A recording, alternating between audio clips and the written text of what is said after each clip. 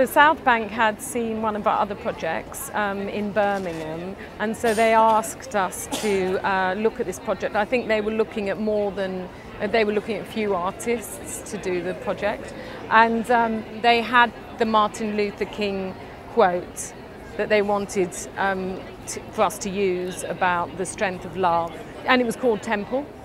It was called a temple, and obviously we're given the whole background to Georgia Ward, who is the curator of the whole of the festival. They gave us the whole background about the 7 types of love, and we had never heard of Agape, and so we had to look up to see what that meant, and it was the love of humanity. And for us, neither Luke or I are religious, and so it was absolutely great for us because it was about the love of humanity, and it wasn't about a specific religion or anything. And so then that was just like a gate opening, because there were just so many references of places it experienced over the years, and about religious places. Like we went to Burma and there were temples, and I've been up to a monastery on the top of a hill, and how to actually sort of get the essence of those things, but not actually specifically connecting them to anything that was of a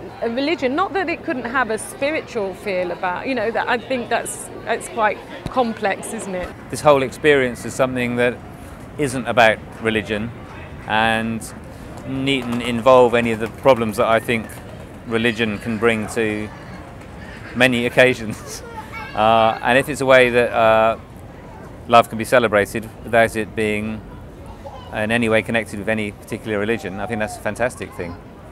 In this instance, I sat on a train and I drew the temple as it is, really. I just drew the front of the temple with the type.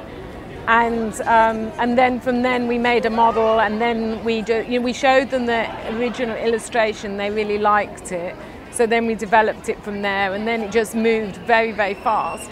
And the Southbank were unbelievably brilliant to work with. They were just like, yeah, go for, just go. And then when anybody says to me, go for it, then I go for it. Well, I think you can probably see what Morag did. Which doesn't really leave very much for me, does it? But when we start these projects, we would together discuss how we might tackle this, and often in fact nearly always it's going to be a pitch, so we will put a scheme together between us, and from that it will be a matter of who's doing what on which project, how much time different people have available, out of us two, and who has certain direct things that they want to put into it. I mean, sometimes you're given the dream job, you're given an amazing job, and to be given a temple, like years ago I was given a train in Deptford, and how many trains are you get? You're not given a train very often, and then suddenly you're given the word temple that you can take and do what you want with. I think that is just so exciting. The one thing that Southbank really wanted us to do or they really explained to us, was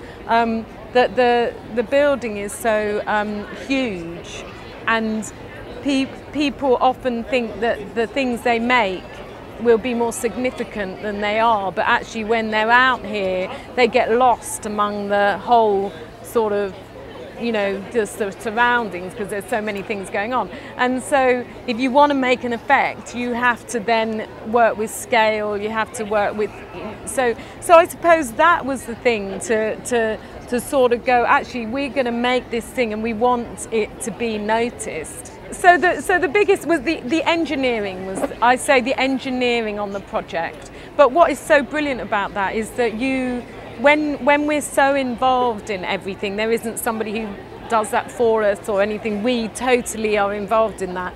Every project's different.